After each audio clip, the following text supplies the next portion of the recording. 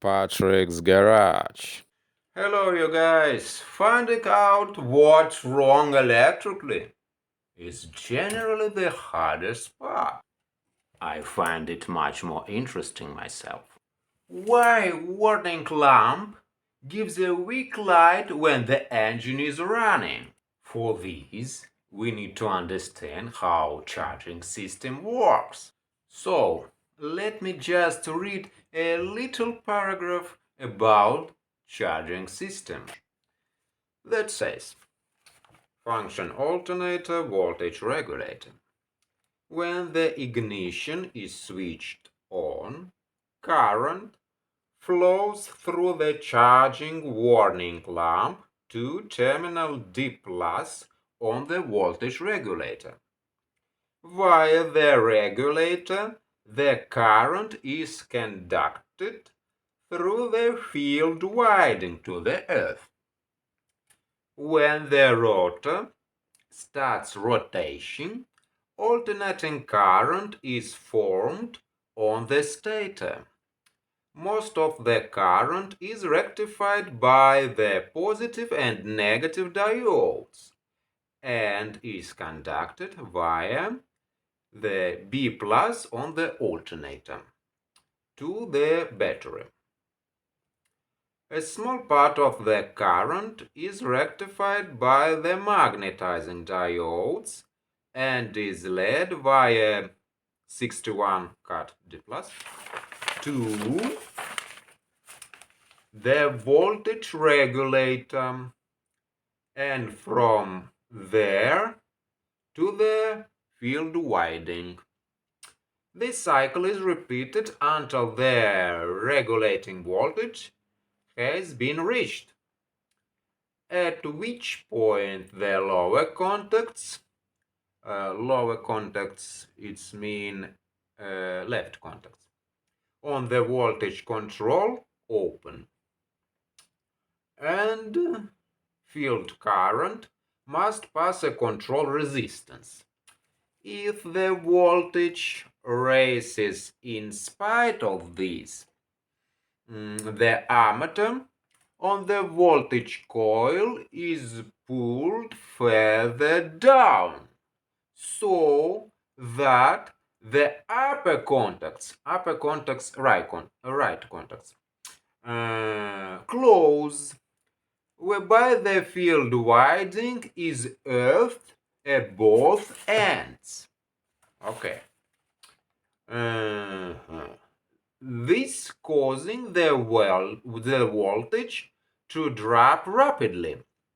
The cycle is repeated continuously so that the voltage is maintained constant. Right? If we look closely, we will see that M gives weak light. What is the most unpleasant? It doesn't depend that I turned on the headlights or not. It seems to me light rippling. Low beam headlights off. No charge at idle. All sensors include temperature sensor work. If you see hard enough, you can see that light rippling. This means that current is not being rectified. At idling, battery charging is absent completely. Even when I little bit increase the engine speed, charging doesn't go. Probably not enough current goes to the rotor. It's amazing, but at high speed charging go. It is clear that this is a problem with the charging system. Diodes react very painfully to bad contacts. So before we start to use another alternator, we need to check all the power leads. I have to be absolutely sure about the wires so that the problem with the alternator doesn't happen again. So let's have a look at high tension wires. And to not try and continue catching our tail, we must make sure that the wires are in good condition. I'll have to find out if it was from an rusty wires. It seems to me that very bad that wires at the ends are rusty green. In any way, the wires need to be in good. I decided to call it the wires with tin and insulated. It's easy and maybe even very interesting.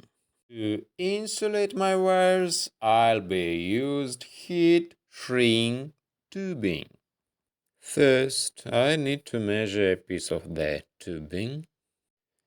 Then I must cut a tubing little bit longer than unprotected section of the wire. Now we've got tubing measured and cut, so it's time to slide the cut tubing over the place of the unprotected wire. I use an old simple candle to heat the tubing. Don't play with fire. Be very careful. I really like the red wires and red candle. Now, lately, some guys have been making videos on this heat shrink tubing. I like to use a candle, but you can use a heat gun if you like. And now the interesting moment. We can see how the tube is shrinking. Uncontrolled heat can cause uneven shrinkage and insulation damage. Therefore, I absolutely do not recommend it using open fire. Never do that. So we are preparing a shrink tubing for insulating the battery terminal. I'm not flipping you off, but I can say that I use candle without hot gun. I would have never done it that way with hot gun. I would have done it a different way. I really like to look at the fire. If I used a heat gun, I would lose the opportunity to enjoy looking at this beautiful candle and fire. I usually do nothing with the feeling that things are going in the wrong direction. And now it seems to me that I'm going in the right direction. Maybe I just was looking for a pretext for enjoy a candle flame. This way I think it's not foolhardy and accessible anyone with candle. The tube must be heated evenly, but this I learned from my own mistakes. Heed my warnings, follow fire safety rules. It's only my experience. I don't think I'm cool enough to be an electrician. After I fixed the wires, it was time to take a good alternator. With red sticker, it is 240 series.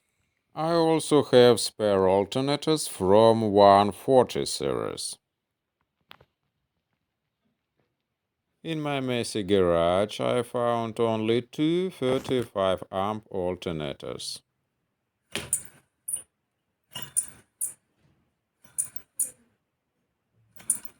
Yes, it's strange, very unpleasant sound. Something is amiss here. There is all kind of alternators we can get relatively dirt cheap on eBay. Alternators 240 series didn't jive with the specifications for 140 series.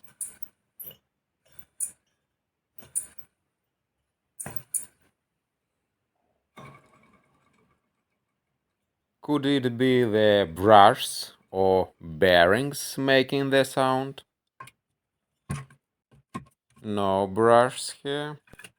It has all parts, even pieces of wires, so it can be using in the car. Yes, looks like rusty bearings.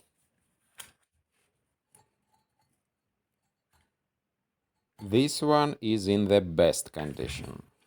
Maybe it is in working condition, but it is from 240 series. There is no doubting that we need this alternator. Just needs to be cleaned and put on the car. So we'll install it on the engine and see how it works. Disconnect a flat from battery. We shouldn't skip this step anyway.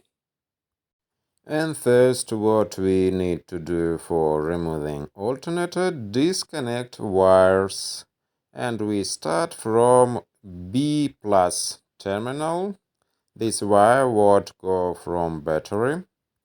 And first, what I need to do to disconnect this wire, loosening this nut, what attaching this connection, and after that nut loosen it, and I can continue unscrewing this nut with fingers.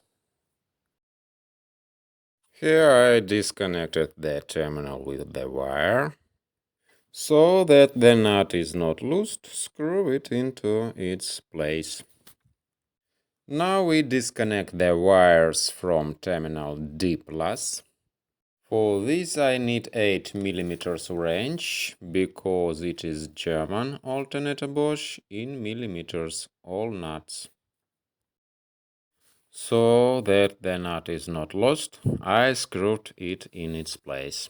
And green wire can be simply disconnected. All wires that go to the alternator.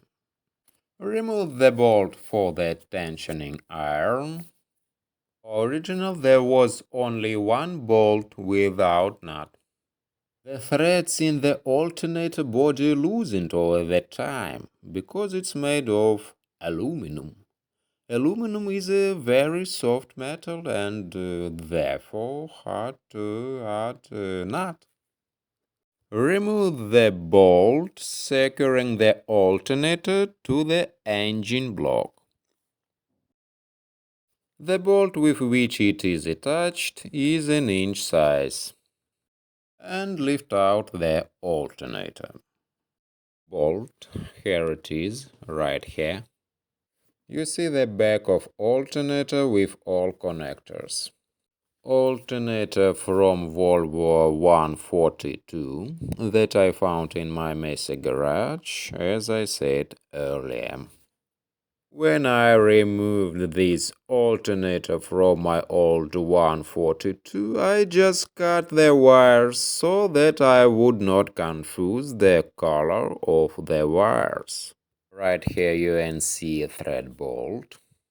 We start to screwing the large lower bolt, but we are not tightening it yet. Very good when you can easily get to the alternator. Yes, it is 50 years old engine and alternator. But this is a much better design from a repair standpoint. This is a very good alternator, but diodes are its weak points. Bosch engineers are pretty swift at alternators. So if you're planning on messing with your car, maybe upgrade it with better alternator. I'll avoid installing a non-original alternator at all costs. Alternator position fixed, and now it's time to connect the wires. First, I disconnect the remnants of the old wires. B plus. Through this wire current go to the battery. We need to carefully unscrew the nut and washer so that they do not get lost. Do not forget washer. I remove the old lid and I hold another washer. As you can see, it's not very difficult, but as I said, this is a metric nut with a metric thread and can't be lost. This is a really high quality nut from Bosch. Well, we fixed this wire, and now we need to attach the wire that goes to the regulator. To loosen this little nut, I use a small metric wrench. Here is one nut and two small washers that we need to attach the wire. A piece of old wire can be thrown away. Now connecting the wires to terminal D+, 61 D+, and start screwing this nut with fingers and tighten with small wrench. The easiest with the wire that goes to the rotor brush. All wires connected. Need to adjust alternator belt, fan belt. To tighten the belt, I like to use a piece of wood. We can tighten the alternator tensioner bolt. Check again fan belt. Good access to alternator allow walking without pain in the rear. And now we just have to tighten the main bolt of the alternator. Now we need to connect the negative terminal to the battery. Tighten it well so the diodes no go out again. Okay, let's see if the amp light goes out.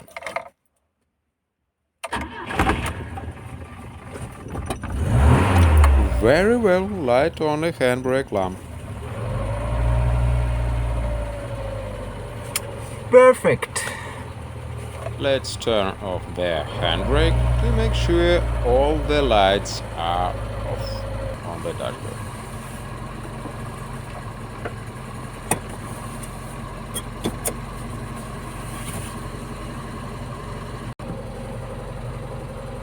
How nice to see that all the lights go out. Shut off the car.